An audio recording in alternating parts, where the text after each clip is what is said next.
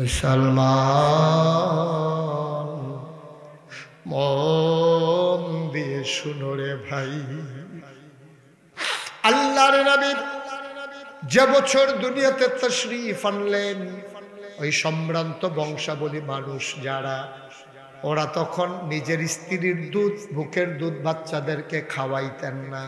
বাচ্চা খাবে কি? বাচ্চাদের জন্য তায়েফ থেকে একদল মহিলা আসতেন, মক্কার বাচ্চাদেরকে নিয়ে যেতেন টাকার বিনিময়ে। 2-2.5 বছর দুধ খাওয়াই আইনা আবার দিয়ে যেতেন। নবী যে বছর জন্ম হলো, সে বছর তায়েফ থেকে একদল মহিলা রওনা করলো। একদল মহিলা রাস্তায় আসার পরে একজন মহিলা বলে, হায় হায়, একজন তো আমাদের বাস থেকে হারিয়ে গেল। কে হারিয়ে গেল? কয় আমার সাথেই ছিল। ওর নাম কি? কয় হালিমা। হালিমাতুস সাদিয়া। ওই হালিমা পেছনে পড়ে গেছে। হালিমা রওনা করছিল 3 জন নিয়া। হালিমার স্বামী আর হালিমার সন্তান। সন্তানের নাম ছিল আব্দুল্লাহ। সন্তানের নাম কি? একটু কথা বলেন, সন্তানের নাম কি? হালিমা, হালিমার স্বামী আর আব্দুল্লাহ। দুর্বল একটা অঙ্গ, গরিব মানুষ তো। গরিবের তো সবকিছুই গরিব। গরিবের কাপড়ও গরিব, গরিবের বাসনও গরিব, গরিবের পেয়ালাও গরিব, গরিবের বাহনও গরিব। এখন অনেক ওট একটা দুর্বল। ওরা স্বামী স্ত্রী বাচ্চা নিয়ে আরো আনা দিচ্ছে, পেছনে পড়ে গেছে। সবাই চলে আসছে। আইসা ধনী ধনী মানুষ যারা মক্কায় ঢুইকা, কার বাড়িতে বিল্ডিং আছে, কার বাবা বড় ব্যবসায়ী, এরকম দেখা দেখা ধনীর বাচ্চাগুলো নিয়ে সব আবার ফিরতি রওনা দিছে। ফিরতি রওনা দিয়া রাস্তার মাঝামাঝি গেছে, সবাই যাইতেছে, দেখে যে হালিমা আসতেছে। সুবহানাল্লাহ বলবেন না? সবাই কথা করা, সবাই হালিমা ক্রস করছে। মনে করেন দিনাজপুর শহরে আসার কথা, ক্রস করছে মাঝামাঝি। বিমানবন্দর দিয়েই বলেন, মনে করেন সৈয়দপুর বিমানবন্দর থেকে দিনাজপুর আসবে, ওই যে 10 মাইল না কি যে জায়গা আছে, 10 মাইলের মোড়ের কাছে আসছে। ওরা হালিমা আসতেছে আর ওরা যাইতেছে। কয় মাইল? আরে কথা কয় না। 10 মাইলের কাছে যখন, যেহেতু 10 মাইলের কাছে চলে আসছি, আর সামান্য একটু রাস্তা চলো যায়। হালিমা ছিল বাস্তববাদী মহিলা, বড় হিসাবী, গরিব মানুষ, হিসাব করে না চললে চলবে কেমনে। হালিমা কয় দরকার নাই, সব বাচ্চা নিয়ে আসছে। একটা বাচ্চা আছে শুনলাম বাপ নাই, এতিম। এই বাচ্চা টাকা দেবে কোত্থেকে? ওরা চলে বোধহয় কষ্ট করে, চলেন ফেরত চলে যাই। হালিমার স্বামী বলল, এসে পড়ছি, সামান্য একটু রাস্তা চলো যাই। ওনারা আসলেন মুদিপাড়ায়। হালিমা, হালিমার স্বামী আর ছেলের নাম নাকি আব্দুল্লাহ। ছেলের নাম কি? 3 জন মিলে মুদিপাড়া মসজিদের সামনে আসছে। আয়সা দেখে যে আমরা আবুল কাসেম হুজুর দাঁড়াই রয়েছি। তো দেখে সেটা হুজুরকে জিজ্ঞেস করতেছে, হুজুর আপনার বাড়ি কই? বাড়ি কই, কই যা লাভ নাই, এখানে 30 বছর ইমামতি করি, এমন কোনো ঘর নাই দাওয়াত খাই নাই, দাওয়াত খাইতে গেলে তামা তামা করে ফেলেছি, কি লাগবে বলেন, সব চিনি। হুজুর এখানে নাকি একটা বাচ্চা আছে মোহাম্মদ। ওর কথা বলতেছে? আমাদের আব্দুল্লাহ ভাই সাহেবের ছেলে মোহাম্মদ, তার তো আব্বা নাই, কি হয়েছে? না আসছিলাম নেওয়ার জন্য, ঘরটা কোনটা? তো হুজুর আঙ্গুল দিয়া দেখাই দিছে। ওই কাবার কেনারে যখন হালিমার স্বামী আসছে, আইসা বলতেছে যে ভাই মোহাম্মদের ঘর কোনটা? দেখাই দিছে, ওই যে ঘর, ওইটাই মা আমেনার ঘর। সুবহানাল্লাহ বলবেন না? হালিমার স্বামী আর ছেলে আব্দুল্লাহ মোহাম্মদের আল্লাহর নবীর ঘরের সামনে গিয়ে দাঁড়ালেন। ভেতরে মহিলা মানুষ। হালিমা দেয়া কয়, স্বামী আমার, ও স্বামী আমার, আপনি ভেতরে যাওয়া ঠিক হবে না, এই ঘরটাতে পুরুষ নাই, আপনি একটু বাইরে দাঁড়ান, আমি ভেতরে গিয়া বাচ্চাটা দেখে আসি, যদি পছন্দ হয় নেব, নাইলে নাই। হালিমার স্বামী কয় ঠিক আছে যাও, দেখো পছন্দ হয় নাকি। আবার হালিমার স্বামী আব্দুল্লাহকে কুলে নিয়ে দাঁড়িয়ে আছেন। হালিমা দরজায় গিয়ে সালাম দিলেন, আসসালামু আলাইকুম।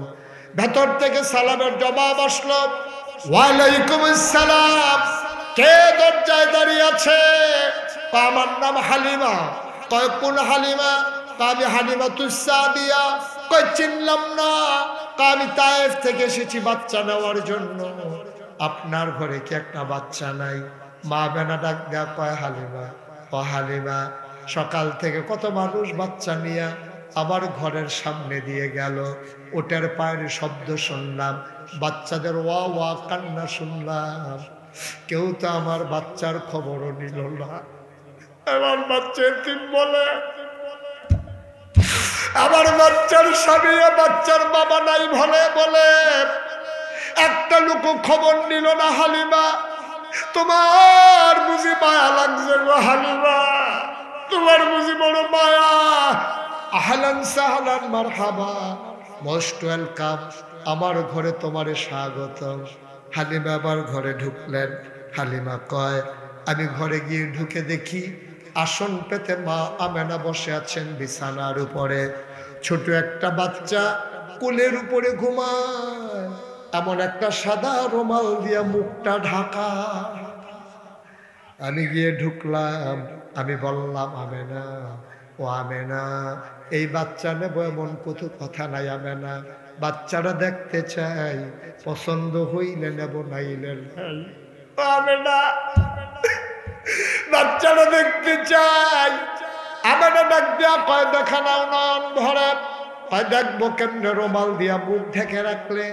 আমেনা টান দিয়া মুখের পর্দাটা সরিয়ে দিলেন। হালিমা কয়, যখন পর্দাটা সরে গেল আমি তাকায় দেখলাম, জীবনে আমি অনেক বাচ্চা দেখেছি, এমন সুন্দর বাচ্চা আমার জীবনে আমি আর দেখি না।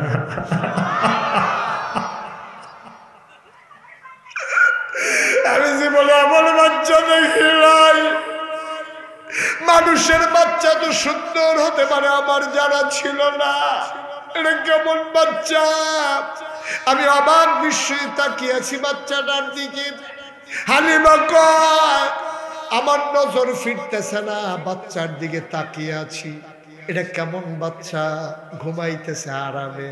জীবনে কত বাচ্চা দেখলাম, মুফাসসিরিনে কেরাম, মুহাদ্দিসিনে কেরাম, মুফতিয়ানে আজম সবাই মিলে কয়, হালিমা কথা বলতে সাবধানে বইল।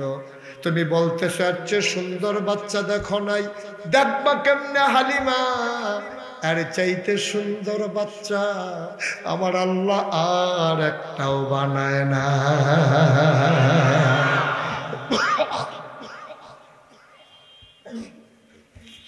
আর চেয়ে সুন্দর করে আল্লাহর কাউকে বানায় নাই। তুমি দেখবা কেমনে গো হালিমা? আবার হালিমা কয়, আমি দেখলাম বাচ্চারা চোখ বন্ধ করে ঘুমায়, আমি তো তাকিয়ে আছি বাচ্চার দিকে, বাচ্চা তো আমারে দেখে না। মনে মনে দোয়া করতেছিলাম, বাচ্চারা যদি একটু চোখ খুলতো আমারে দেখতো। আমি কারো কাছে কিচ্ছু বলি নাই, আমি মনে মনে চিন্তা করেছি। হঠাৎ করে দেখলাম বাচ্চার চোখের পাতা এমন টিপ টিপ করে নড়তেছে। আমার মনে হইল চোখের পাতা তো নয়, মনে হইল ফুটন্ত গোলাপের গোলাপি রঙের একটা পাপড়ি মৃদুমন্দ বাতাসে যেন দোল খাইতেছে।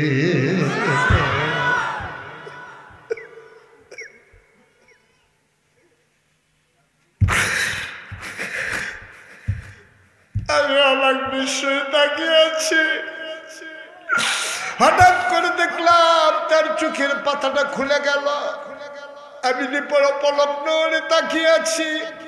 কি সুন্দর চোখ, চোখটা রক্তিম সাদা, কালো অংশ কৃষ্ণ কালো। বাচ্চাটা আবার আমার দিকে তাকিয়ে আছে, আমিও তাকিয়ে আছি বাচ্চার দিকে, বাচ্চাও তাকিয়ে আছে আমার দিকে। সে কি বুঝছে আমি বুঝি নাই।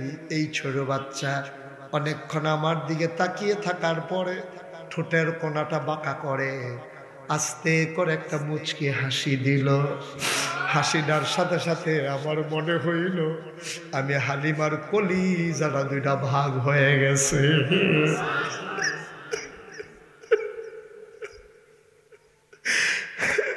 আমি দৌড় দিয়ে ঘরের বাইরে গেলাম। আমি গিয়া বললাম, স্বামী, ও স্বামী, এই আমেরা যদি একটা টাকাও না দেয়, টাকা পয়সার কোনো হিসাব নাই, এই বাচ্চার মা যদি একটা টাকাও দিতে না পারে, আমি বাচ্চা ফেলে যাব না গো স্বামী, আপনি অনুমতি দেন। হালিমার স্বামী কয়, পছন্দ হইলে নিয়ে নাও, হালিমা দৌড় দিয়ে আবার ঘরের ভেতরে ঢুকলেন। ডাক দেয়া কয় আমেনা, ও আমেনা, বাচ্চাটা তাড়াতাড়ি আমার কুলে দাও গো আমেনা। আমেনা ডাক দেয়া কইলা বড় আজব বাচ্চা গো হালিমা, বাচ্চা নেবা সাবধানে রাখা লাগবে। কয় বুঝলাম না। কয় 10 মাস 10 দিন মোহাম্মদ আমার পেটে ছিল, 10 মাস 10 দিন মোহাম্মদ পেটে ছিল, আমি টেরে পাই নাই আমার পেটে যে একটা বাচ্চা আছে।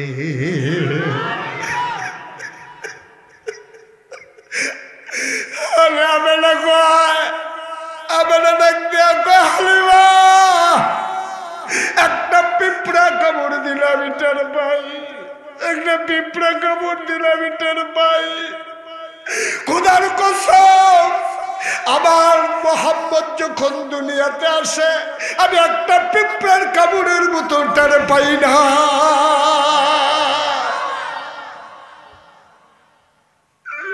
একে আজব বাচ্চা গো আমি হালিমা, আমি তার বুকের দুধ খাওয়াইলে খায়, না দিলে কান্না করে না। আজব বাচ্চা হালিমা, এটার জন্য বা আমার তারে নিয়ে বড় দুঃখ।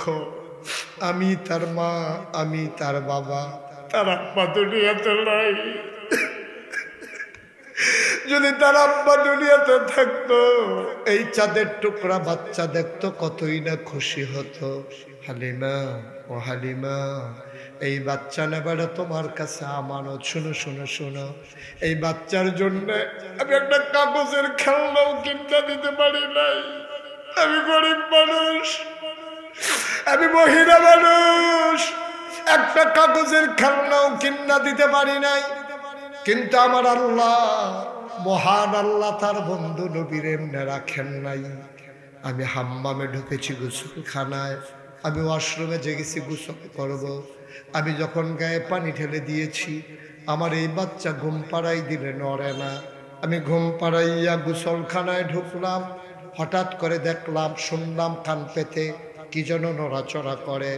আমি তাড়াতাড়ি করে জানালা খুলে তাকাইয়া দেখি আমার মোহাম্মদ সাল্লাল্লাহু, হাত পা নাড়তেছে, কি যেন ধরতে চায় আর খিলখিল করে হাসে।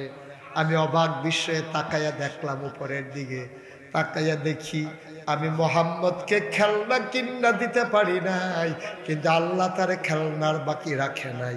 আকাশের চাঁদ আর আকাশের তারাগুলা খেলনা বানাইয়া আমার মোহাম্মদের হাতের নাগালে পাঠাই দিছে। দিনাজপুরের মানুষ মুশতাক ফয়েজি যদি কোনোদিন না আসে, কোনোদিন তোমাদেরকে না ডাকে, মনে রাখবা আমি এসেছিলাম। সব মাহফিল এক মাহফিল মনে কইরো না রে ভাই, সব দোয়া এক দোয়া না, মন দিয়ে শোনো আমার মায়েরা, আমার বোনেরা। এবার হালিমাও কান্দে, আমেনাও কান্দে। হালিমা কয়ে দাও দাও দাও, আমেনা দাও, বাচ্চা আমার কাছে আমানত।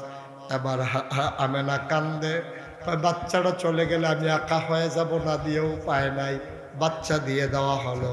হালিমা আবার কুলের ভিতরে বাচ্চা নিলেন বাইরে। হালিমা কয় যেই মাত্র আমি কুলের ভিতরে বাচ্চা নিলাম, খোদার কসম আমি কুলের ভিতরে নেওয়ার সাথে সাথে আমি টের পাইলাম আসার পথে আমার ছেলে, কি নাম, আব্দুল্লাহ, বারবার বুকের ভিতরে চুষণ মেরেছে। একটা ফোঁটা দুধ আমার ছেলে পায় নাই। যেই মাত্র বিসমিল্লাহ বলে মোহাম্মদকে কুলে নিলাম, খোদার কসম আমি টের পাইলাম আমার শুকনা দুইটা বুক দুধে ভরপুর হয়ে গেছে। আমি মোহাম্মদকে কুলে নিয়ে এক বুকে লাগালাম, চপ চপ চপ চপ করে মোহাম্মদ দুধ খায়। আমি এক বুকের দুধ শেষ করে আবার আরেক বুকে লাগালাম। মোহাম্মদ আর হা করে না, দুধে আর মুখে লাগায় না। আমি চিন্তায় পড়ে গেলাম, এটা আসলে আজব বাচ্চা, এক বুকের দুধ খায়, আরেক বুকে দিলে খায় না। বুঝলাম না ঘটনা কি। হালিমা তখনও বুঝে নাই। মোহাম্মদকে একটু দুধ খাওয়াইয়া হালিমা ডাক দেয়া কয়, স্বামী আমার আব্দুল্লাহকে একটু কুলে দেন, আপনি মোহাম্মদকে ধরেন। আল্লাহ নবীকে আব্দুল্লাহর আব্বা কুলে নিলেন। আব্দুল্লাহকে কুলে নেওয়ার পরে আল্লাহর নবী যেই বুকের দুধ খেয়েছে, আব্দুল্লাহর যখন মুখ লাগায়, আব্দুল্লাহ সেই বুকে মুখ লাগায় না। যেটা থেকে নবীজি খায় নাই ওই বুকে লাগাইলে আব্দুল্লাহ চপ চপ করে খায়। হালিমাকে আমি সেই দিন বুঝে ফেলেছি নবী কত তিনি যে একজন কিচ্ছু, এটা আমি বুঝে ফেলেছি। মানবতার নবী কারে কয়? তোমরা মানবতা কায়েম করার জন্য জাতিসংঘ গঠন করো, মানবাধিকার কমিশন গঠন করো, কত কিছু, কত সমিতি, কত সংঘ। আমি বলি ১,৫০০ বছর আগে ছোট্ট শিশু নবীর কাছে যাও, মানবতা কারে কয়, মানবাধিকার কারে কয়, দুধের বাচ্চা আঙ্গুল দিয়া শিখাই গেছে, ঠিক কিনা? দুই ভাই, দুধ ভাই আছে, আমি যদি দুটো বুকের দুধ খাই তা আমার ভাই খাবে কোত্থেকে? এই জন্য মনে হয় যেন গোপন চুক্তি হয়ে গেছে। ভাই আব্দুল্লাহ, তুই খাবি এক বুকের দুধ, আমি খাবো আরেক বুকের দুধ। সুবহানাল্লাহ, সুবহানাল্লাহ। আমরা কেউ কারো অধিকার লঙ্ঘন করবো না, আমরা কেউ কারো অধিকারে হাত দেব না। তুই খাবি এক বুকের দুধ, আমি খাবো আরেক বুকের দুধ। ঠিক ঠিক হালিমা কয়, আমি ঘুমের ভিতরে নবীজির মুখে ওই আব্দুল্লাহর বুকটা দিয়ে চেয়েছিলাম না, ওই বুকে ঘুমের ভিতরে আমার নবী মুখ লাগায় না, ঘুমের ভিতরে মুখ দেন নাই। এই নবী আমার নবী। আজকে ১বিংশ শতাব্দীর সূচনা লগ্নে গোটা বিশ্বকে যখন বলা হচ্ছে কম্পিউটারাইজড, গোটা বিশ্বকে যখন বলা হচ্ছে গ্লোবাল ভিলেজ, আজকে মানুষগুলো মনে করেছে উন্নতির চরম শিখরে আরোহণ করেছে। আজকে মানবাধিকার ভুলণ্ঠিত। আজকে ফিলিস্তিনের জমিনে দেখলেন না কি কারবারটা করতো গাজার জমিনে? ওরা নির্দয়ভাবে, নির্মমভাবে, নির্বিচারে মানুষকে এভাবে হত্যা করতে পারে, হত্যা করতে পারে। এটা ইতিহাস সাক্ষী হয়ে গেল। আজকে দেখেছেন আপনাদের এই কাশ্মীরে ঝিলাম নদীর পানি, আর এই কাশ্মীরের ঝিলাম নদীর পানি ডালিমের মতো স্বচ্ছ স্ফটিকের মতো পানিটা রক্তে রঞ্জিত হয়েছে কাশ্মীরের মুসলমানের রক্ত দিয়া। নাফ নদীর পানি আজকে আরাকানের মুসলমানের রক্তে রঞ্জিত হয়েছে। এই বাংলাদেশে ক্ষমতা টিকাই রাখার জন্য আমার বেতনে যেই পুলিশে, আমার টাকায় যেই পুলিশের বেতন হয়, আমার টাকায় যাদের বন্দুক কেনা হয়, আমার টাকায় যেই বুলেট কিনা হয়, আমার যুবকের সামনে আমার আবু সাইদ তোমাদের রংপুরের জমিনে যখন সিনা টান টান করে দাঁড়ালো, আমার টাকায় বেতন খাওয়া পুলিশ আমার টাকায় কেনা বন্দুকের গুলি দিয়া আমার আবু সাইদের বুককে ঝাঁঝরা করে দিয়েছে, ঠিক কিনা বলো? মানবাধিকার শিখতে চাও? শিখে যাও ১,৫০০ বছর আগে ছোট্ট নবীর কাছ থেকে।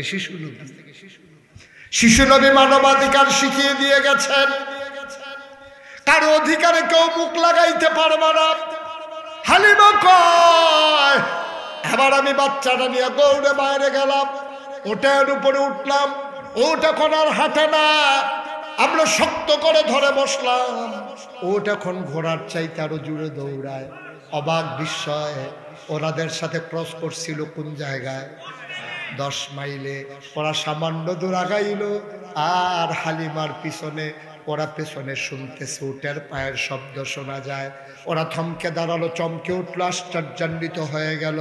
পিছনে ফিরে দেখে হালিমার উট দেখা যায়। এখন উটের পিছনে কয়জন? 4 জন নিয়ে উট দৌড়ায়। ওরা চমকে উঠলো, ওরা ডাক ডাকা, হালিমা ও বান্ধবী আমাদের, তুই কি মুদিপাড়া গিয়ে উট বদলাইছস নাকি? কয়, কে দেবে উট আমাকে? ওই উট যদি না বদলাও তাইলে আগের ওট পেছনে পড়ে গেল, এখন সামান্য একটু আমরা আগাইতে পারলাম না, তুমি আমাদেরকে ধরে ফেললা। ওট এখন দৌড়ায় কেমনে? আমি জানি না কেমনে দৌড়ায়। কয়, কে জানে? কয়, আমার স্বামীও জানে না। কয়, জানে কে? কয়, আমার ছেলে আব্দুল্লাহও জানে না। কয়, জানে কে? হালিমা কান্দার কয়, আমার মনে হয় জানে, মক্কার শিশু মুহাম্মদ। এই নবী তোমার আমার নবী। সুবহানাল্লাহ বলবেন না? আজকে মানবতার ধ্বজাধারী যারা, তারা ইসলাম থেকে শিক্ষা নেই। ইসলাম থেকে কোনো মুসলমান থেকে শিক্ষা নিলে হবে না, নিতে হবে ইসলাম থেকে। মুসলিম আর ইসলাম এক জিনিস না। মুসলমান ভুল করতেই পারে, মুসলমান ছাড় পদস্খলন হতেই পারে, মুসলমানের চরিত্রে দুর্বলতা দেখা দিতেই পারে, কিন্তু ইসলামের মৌলিক ফান্ডামেন্টাল যে ডিসিশনগুলো, আপনি কোরআনের কাছে যান, হাদিসের কাছে যান। আজও যারা কাফের বেদিন, বড় বড় দার্শনিক, ঐতিহাসিক, যারা বিজ্ঞানী, তারা দেখা যায় কোরআন রিসার্চ করতে গিয়া তারা অবলীলায় মুসলমান হয়ে যাচ্ছে। সুবহানাল্লাহ বলবেন কেন? তারা ইসলামের মৌলিক রূপ দেখেছে কোরআনে। মুসলমান হুজুর দিয়ে আপনি ইসলাম চিনবেন না। একজন হুজুর, আমার এক উস্তাদ ছিল, উনি বলতো আল্লাহর দিন সহজ, মোল্লার দিন কঠিন।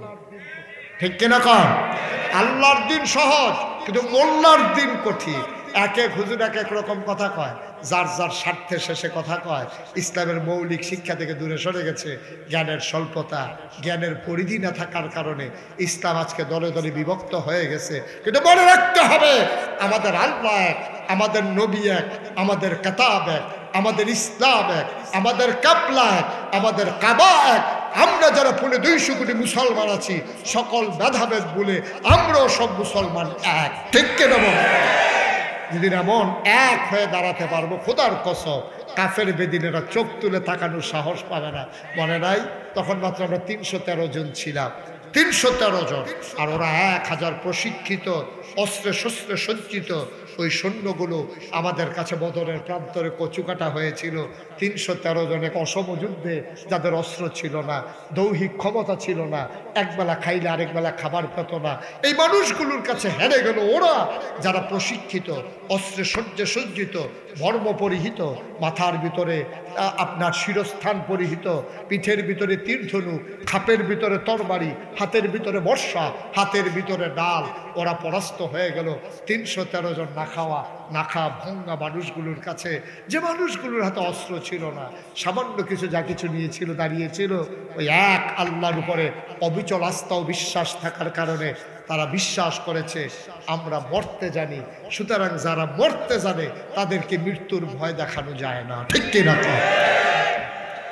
যারা মরতে জানে তাদেরকে মৃত্যুর ভয় দেখানো যায় না। সুতরাং আসুন আমরা সবাই মিলে ওই এক আল্লাহর দেয়া বিধান, ওই কোরআন এবং সুন্নাহর কাছে নিজেকে সমর্পণ করে দেই, নবীর আদর্শে নিজেদের জীবনকে সাজাই। আমরা এই ভেদাভেদ ভুলে গিয়ে, ভাই আজকে আপনার কাছে টাকা আছে, আমার কাছে নাই, কালকে আমার কাছে হবে, আপনার কাছে থাকবে না, এই অসম যুদ্ধে ঝাঁপিয়ে না পড়ে, নিজেরা এই অর্থনৈতিক প্রতিযোগিতায় ঝাঁপিয়ে না পড়ে, আসুন মুসলমান ইমানের যুদ্ধে ঝাঁপিয়ে পড়ি। আমরা ইমানি চেতনায় নিজেকে শানিত করি।